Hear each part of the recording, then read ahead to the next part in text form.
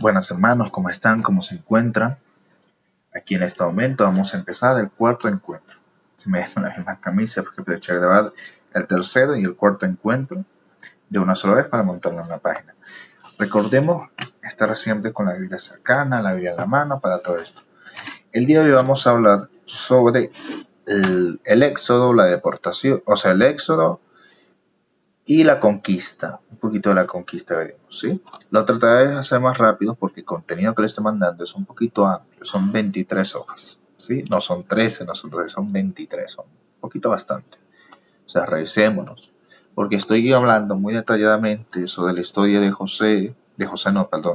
la historia de Moisés, el proceso que tiene que hacer, la desvinculación, todas las plagas de Egipto, cómo se cierra el corazón del faraón, salen el pueblo de Israel. Pasan muchas cosas en el desierto, hay mucha duda e incertidumbre mientras el proceso, ¿sí?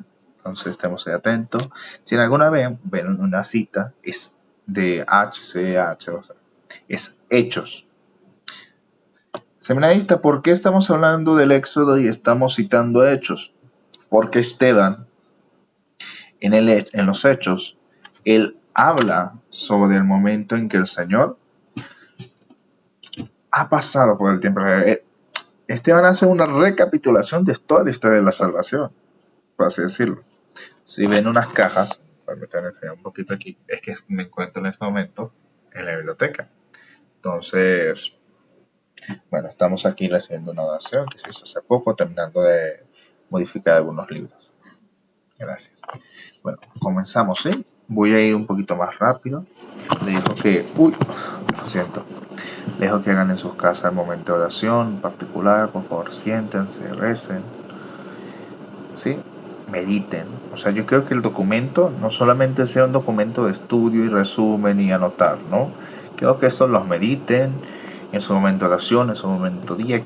¿En qué te identificas tú con el pueblo de Israel o cómo te identificas tú con Moisés? Vemos aquí, resaltaremos otra vez que el Señor a veces utiliza esas personas y esos malos momentos, como hablamos la vez pasada, para volver a llevar al pueblo de Israel, ¿sí? Ok. Vamos a comenzar con el documento. Recuerden que estamos dando por el teléfono, por eso ven las cositas que dan por este lado. Bueno. El documento, ya saben, se los estamos pasando por el grupo de WhatsApp. Revisen el documento. Ok, ¿sí? Vamos aquí un momento, voy a hacer un poquito de zoom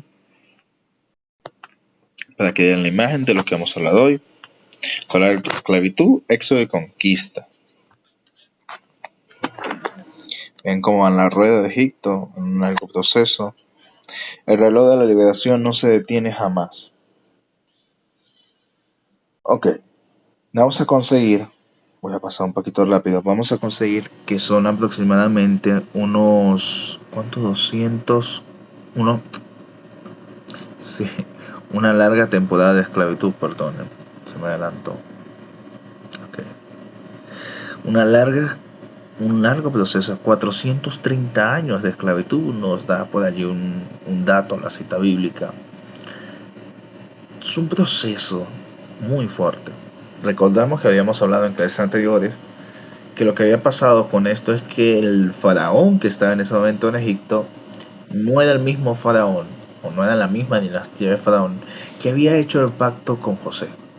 ¿Sí? Ya no era lo mismo, no había la misma historia, ya no había una deuda moral con este pueblo. Entonces, ¿qué pasa? Lo agarran como mano de obra. Aquí voy a pasar rápido, perdón si paso rápido. Mira. Entonces redujeron a la servidumbre, a los hijos de Israel le amargaron la vida con duros trabajos de arcilla y ladrillos, con toda suerte de labores de campo y toda clase de servidumbre que les imponían por crueldad. ¿Qué pasa? En este proceso de cambio de faraón, resulta que Israel todavía no están completamente unidos como pueblo, pero este pueblo de Israel es una mayoría en cuestión de población. Había mucho, o sea, era un pueblo muy numeroso. El faraón, a ver esto como amenaza, dice, vamos a aumentarle el trabajo, la servidumbre para disminuir su población. Cosa que no pasa, el Señor sigue multiplicando al pueblo, cumpliendo esta palabra que había hecho con los patriarcas. Entonces, bueno, ¿qué vamos a hacer? Vamos a decirle a las panteras que cuando nazca un niño varón, los maten. Así disminuiremos la población. No pasa tampoco, las panteras tienen miedo de este delito y no lo cometen. Pero es esto mismo proceso que el Señor utiliza para padecer a su pueblo. ¿Sí? Voy a seguir saltando. Esto para que ustedes lo mediten. Yo voy a pasar rápido, que son 23. Si normalmente con 10 duramos unos 45 minutos, pues imagínense, ¿no? La larga esclavitud en Egipto sin que Dios responda a sus gemidos. Mira. Con impresión elocuente se nos refiere que la opresión duró largo periodo, 430 años, según el dato del libro del Éxodo. Ahí pueden confrontar con la cita bíblica. Bueno, incluso déjenme buscar en este momento la Biblia para leerla con ustedes, ¿sí?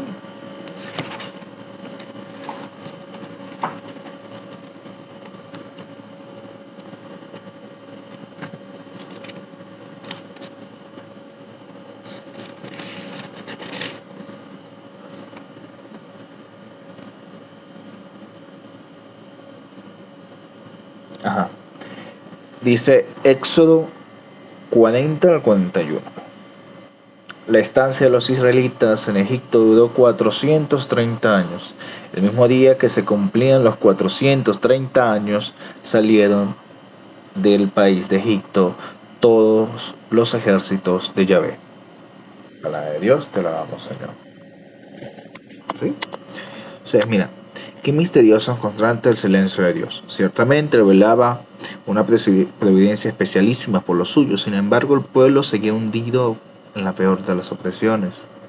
Oyó Dios sus gemidos y se acordó de su alianza con Abraham, Isaac y Jacob, y miró Dios a los hijos de Israel.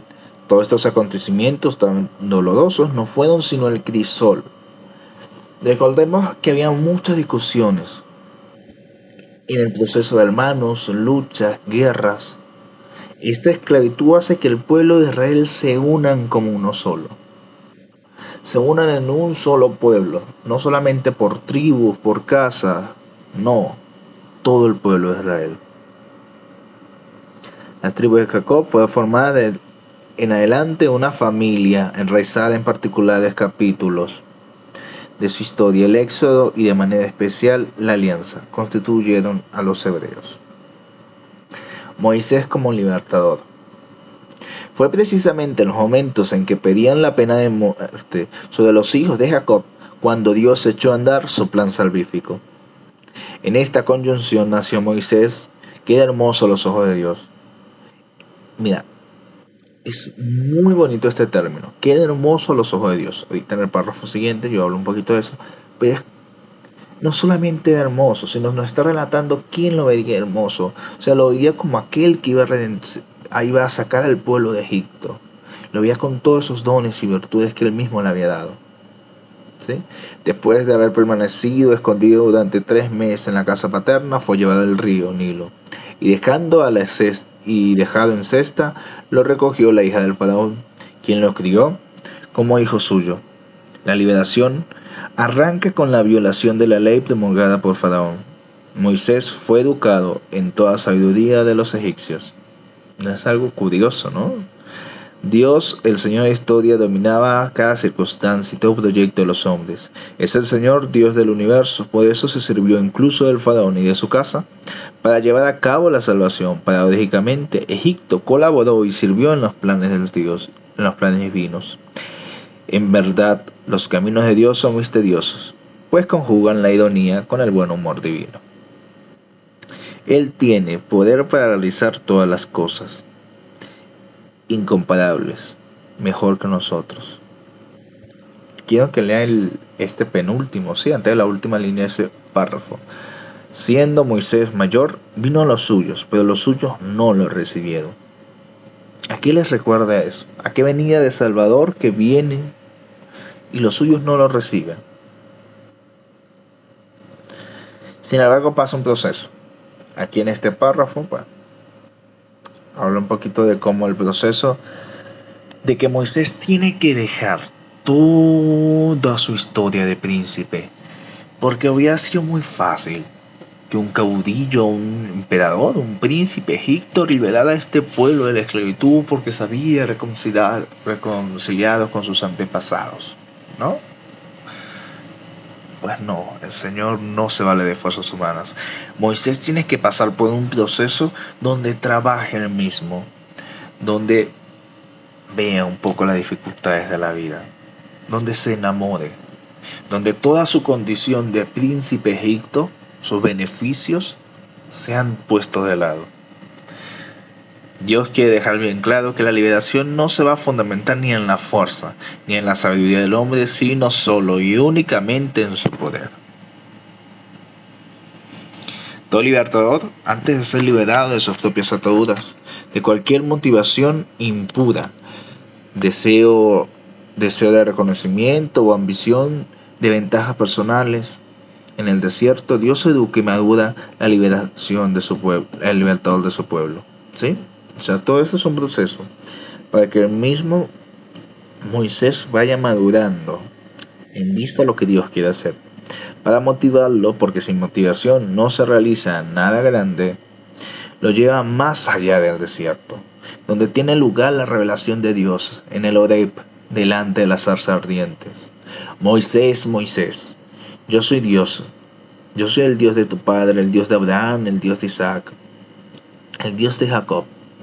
Bien vista tengo la aflicción de mi pueblo en Egipto. He escuchado el clamor que arranca de sus capitanes. He escuchado el clamor que arrancan sus capataces. Conozco sus sufrimientos. He bajado para liberarle de la mano de los egipcios y para subirle de esta tierra a una tierra buena y espaciosa. El Dios de los antiguos patriarcas, el Dios de la elección y de las promesas se está comunicando con Moisés para continuar la historia que parecía interrumpida por la opresión. Pero encontraremos algo singular.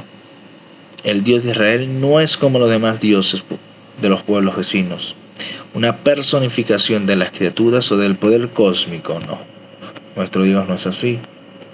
Este Dios se dirige al hombre, pronuncia y repite el nombre de Moisés, o sea, tiene rostro, identidad. No se trata de un ídolo sin personalidad, todo lo contrario. El Dios del Horeb conoce los sentimientos y los sufrimientos de los hombres. Es un Dios que escucha el clamor del pueblo y quiere aliviarlo. Por lo tanto, es un Dios personal. Los antropomorfismo de palabras, oído, rostro y sentimiento de Dios no quieren darnos a entender sino la esencia del Dios de Israel. Es una persona. Dios revela su nombre. Yo soy el que soy. Es el nombre, es la extrema manifestación de lo más profundo de la persona. Por consiguiente, cuando Dios descubre su nombre, está manifestando lo más íntimo de sí mismo.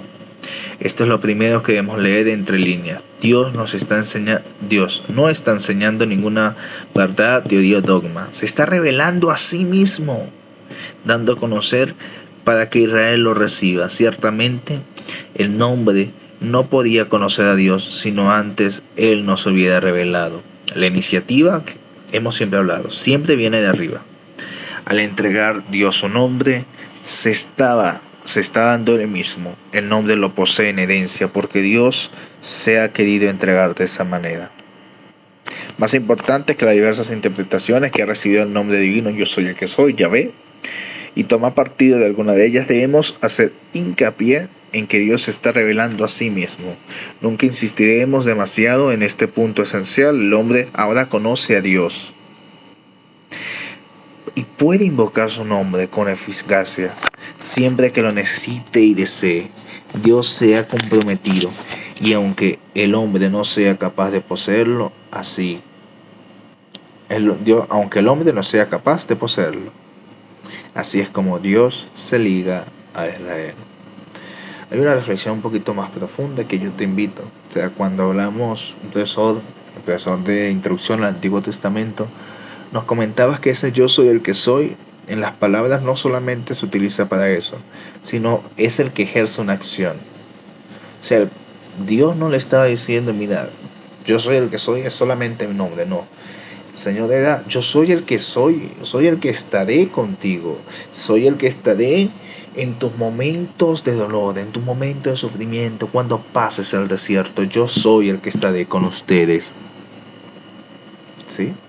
Quiero que entendamos eso. Y luego el pueblo de Israel sabrá quién es el Señor, porque después que pasen el Jordán y todo aquello, mira, Él es el que nos acompaña, Él es el Dios, ¿no? Y el pueblo creyó después de haber visto la maravilla del Señor, porque el Señor en este nombre había dado a conocer quién era. Sin embargo, no deja de ser misterioso, yo soy el que soy. Implícitamente allí se encuentra una segunda enseñanza. No trataremos de interpretar el nombre de Dios. Ya muchos lo han hecho, ya, y todos en forma diversa. Es mejor dejarlos rodeados de esa nube de misterio atractivo. Por eso los hebreos no pronuncian el nombre divino de Yahvé y lo llamarán Adonai, Señor. Recordemos que el nombre es algo muy poderoso. Entonces no se creían con la dignidad de poder llamar al Señor de una forma distinta. A Dios que se había revelado, prefieren llamarlo Adonai. Cuando Dios se entrega al hombre, no pierde, por eso su trascendencia, no por darse a conocer, el hombre lo puede abarcar. Dios siempre permanecerá en una atmósfera de misterio que nunca el ojo humano podrá ver, ni tampoco ser descubierto por el corazón del hombre. Dios trasciende al hombre infinitamente, aunque Dios se revele, nuestro entendimiento siempre será incapaz de abarcarlo. El que es, se ha entregado a su pueblo y promete una liberación. A cambio pide un sacrificio. En el desierto, aquí encontramos una maravillosa síntesis de la historia de la salvación, mientras que la actividad de Dios se resume en salvar y liberar. La respuesta de los hombres consiste en rendirle culto a libertad. Y vamos a ver cómo Moisés da ciertas objeciones. Moisés no quiere responder de inmediato a la palabra de Yahvé, ¿sí?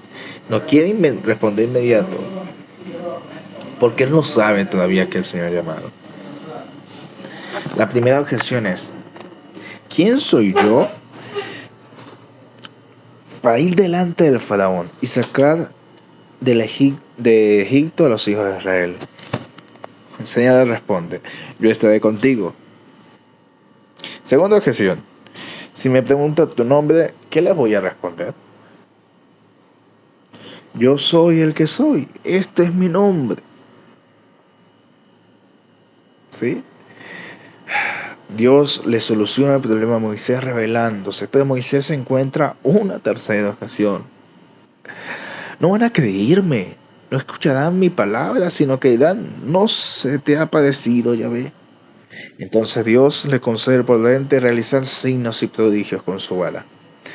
De igual forma vienen más objeciones. Hermanos, no seamos tanto como Moisés y pongamos tantas objeciones al camino del Señor. Una cuarta. Yo no he sido nunca el hombre de palabra fácil, ni aun después de que tú has hablado con tu siervo, sino que soy torpe de boca y de lengua. Responde Dios, yo estaré en tu boca y te enseñaré lo que debes decir. Dios tiene una respuesta para todas las objeciones de los libertadores que colaboran con Él en el plan de salvación. Dios tiene una respuesta para ti, hermano. Dios tiene una respuesta para las objeciones que tú tienes. Oye, Señor, tuvo que manifestar que en el fondo de su corazón tenía miedo. Sí, hermano, da miedo. Da miedo responder a esta palabra del Señor. Da miedo seguir su camino. Pero debemos hacerlo, debemos ser valientes, dar ese paso.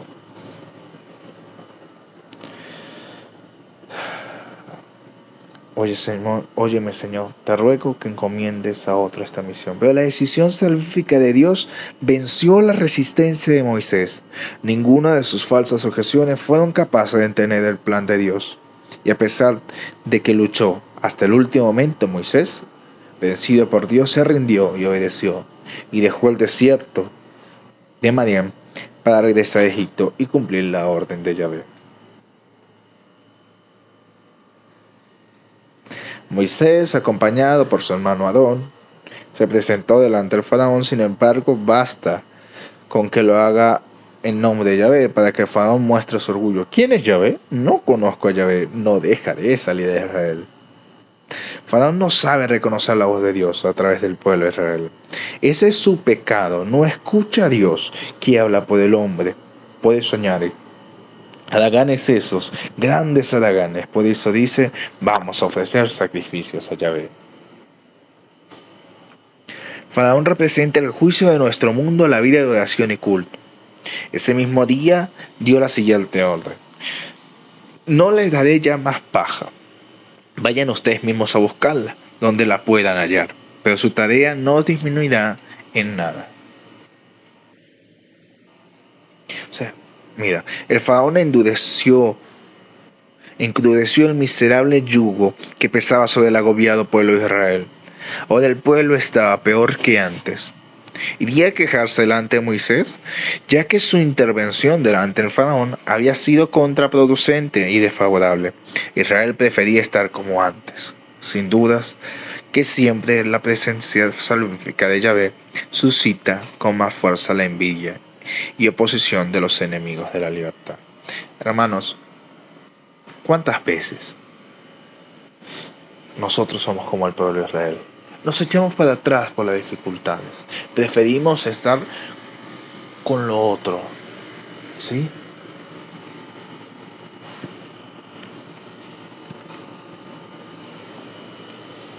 Mira, aquí pasa todo este proceso. Desde que fui el faraón para hablarle en tu nombre, te está maltratando a este pueblo. Y luego, con gran atrevimiento, asco y desafían al mismo Dios del mal que sufre el pueblo. ¿Y tú no haces nada por liberarlo? Moisés, como sus hermanos, estaba ciego al proyecto divino. Dios le revela a su siervo el siguiente paso de su plan. Ahora verás lo que voy a hacer con el faraón.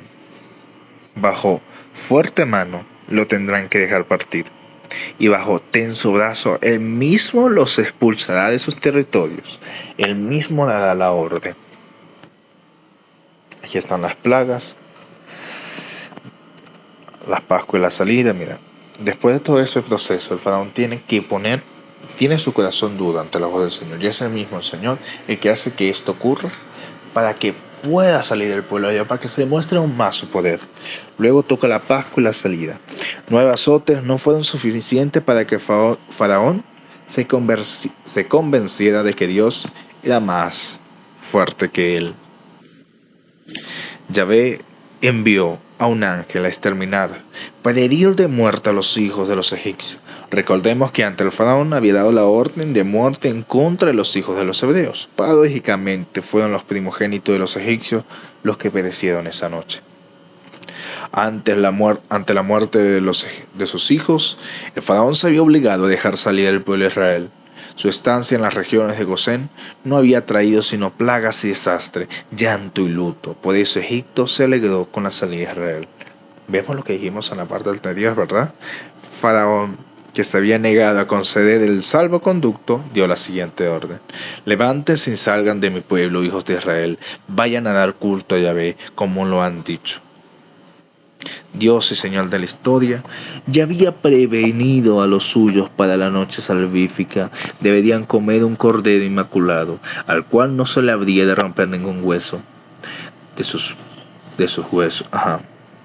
Participando por todos, untarían los dinteles de las puertas con sangre. Gracias a ella los hebreos serían salvos. Esta primera cena pascual se realizó tan deprisa que la masa para el pan no alcanzó a fermentar. Los hebreos pidieron prestado oro, plata y vestidos a los egipcios para llevárselo en su salida. Esto no era solo un golpe sagaz de los hijos de Jacob, el usurpador, que era de entender mucho más. La herencia del pueblo elegido se va engrandeciendo con el acopio de los bienes de las naciones. Israel hereda la sabiduría egipcia, sin duda más valiosa que su oro, su plata o petróleo. La liberación es grandiosa. No es el faraón quien permite salir del pueblo, sino Yahvé Dios, quien libera lo suyo. Las cifras es de 600.000, que parece una exageración. Nos quiere mostrar, ante todo el gran número de liberados, nos quiere mostrar que el Señor liberó a todo el pueblo esclavo. 40 años para el desierto. Esa misma noche comenzó una larga travesía que habría de durar 40 años antes de llegar a la tierra propia.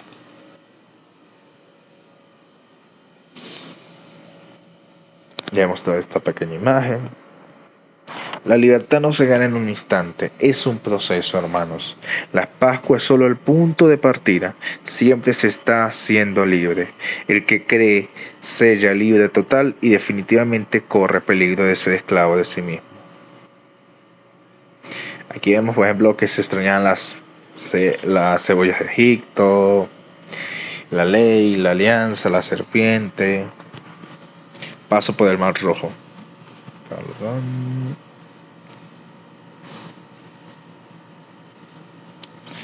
Mira, yo voy a dejarlos que ustedes lean todo este proceso porque a mí me parece más particular lo siguiente.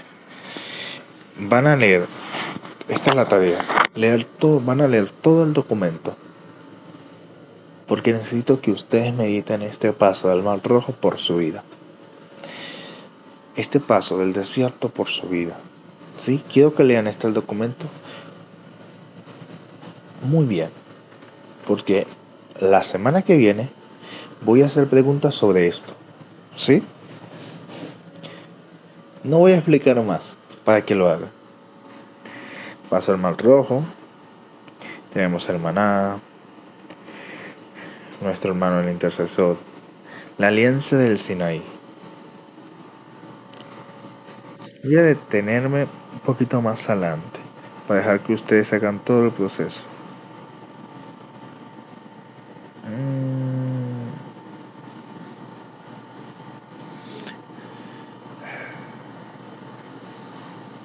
Aquí tengo un comentario que no se ha quitado, pero bueno, voy a llegar hasta la ley, ¿sí?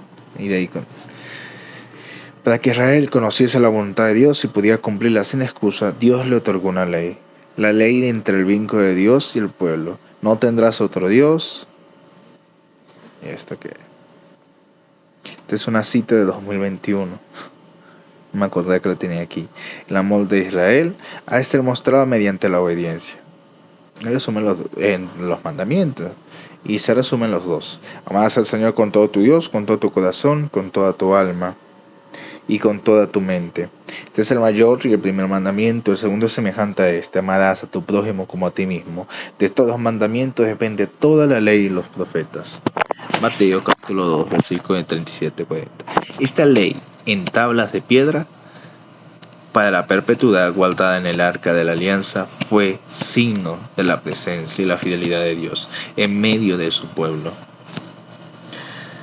Esta es la ley, es la carta magna del judaísmo. Dios vivía con su pueblo.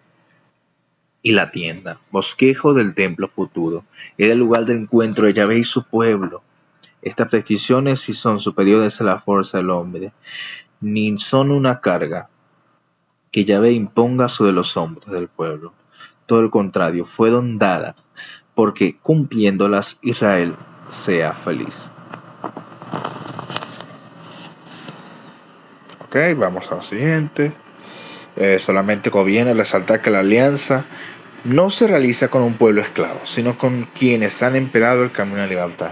Aquellos que ya no solamente son libres de los egipcios, sino que han decidido ya formar una alianza con Dios para ser libre del pecado de la adoración a otros dioses. Conquista de las tierras de los jueces. Durante los difíciles 40 años de peregrinación por el desierto se fraguó una nueva generación que ya no sufría el complejo de la opresión de la esclavitud. Ya no recordaban estos tiempos de esclavos, ¿sí? Eran nómadas con la libertad del viento. Perdón. Habituados a las inclemencias del tiempo, forjados en la lucha y en la guerra, templados por las constantes amenazas de muerte y acrisolados por el ardiente sol de desierto, llegando al monte Nebo, contemplaron el mayor reto que la tierra le hubiera puesto al hombre, su conquista. Esta tierra no es sino un inmenso desierto pedregoso, donde hay un solo abrazador, el desierto al desnudo, tan desafiante como el mar, y tan misterioso como los espacios. Sin embargo, los hijos de Abraham, con lágrimas de emoción en sus ojos, descubren la tierra que emana leche y miel, la más hermosa de todas las tierras. Por la fe alcanzada a vislumbrar aquello que es invisible para los ojos, se trata simple y sencillamente de la tierra que Dios había prometido a sus padres.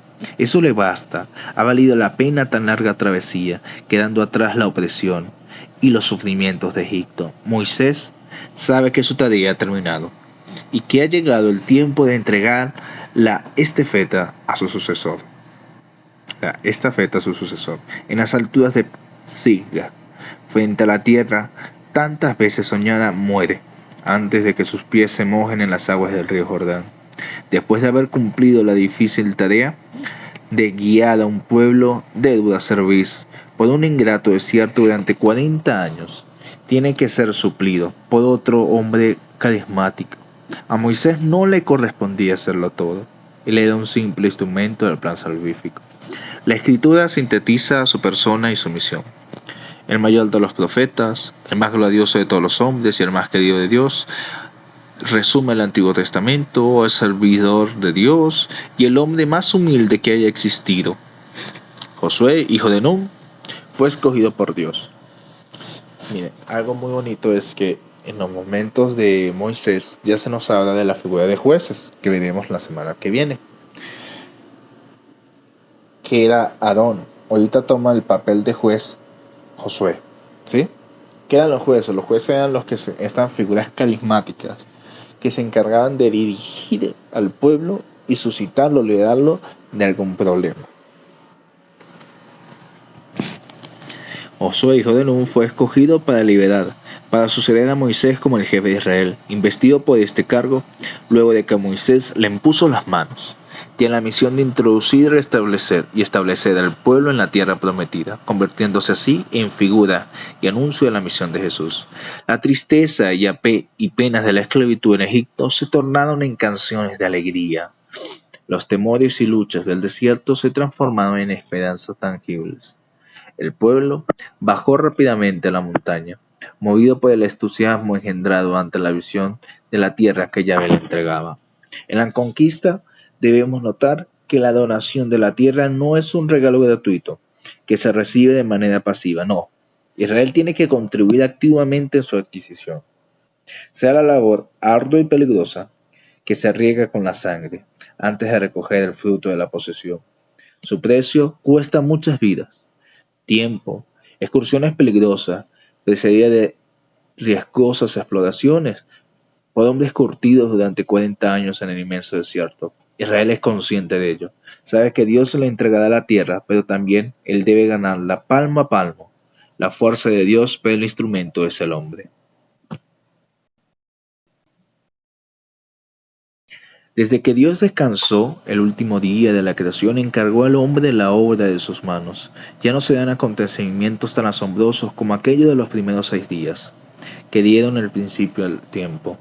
Las maravillas, aunque mayores, serán más sencillas. Tal vez precisamente por ello sean más admirables, porque no es Dios quien las realiza, sino el hombre a quien Dios le ha participado su propio poder. El hombre co-creador es la presencia del poder divino. Sometan la tierra y domínenla.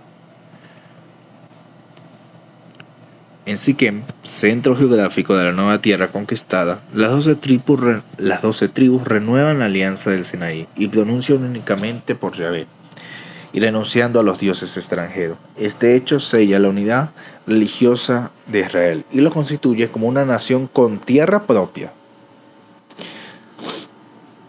Una nación con tierra propia, religión e identidad. Está renovada de su compromiso. Es definitiva en la vida del pueblo de Dios. Según la historia de las religiones, todo el pueblo que pasa de la vida seminómada a la sedentaria cambia sus divinidades por otras más acorde con la nueva situación. Sin embargo, hay que repetirlo. Estamos frente a una historia inédita que no es posible adecuarla al molde de las demás naciones.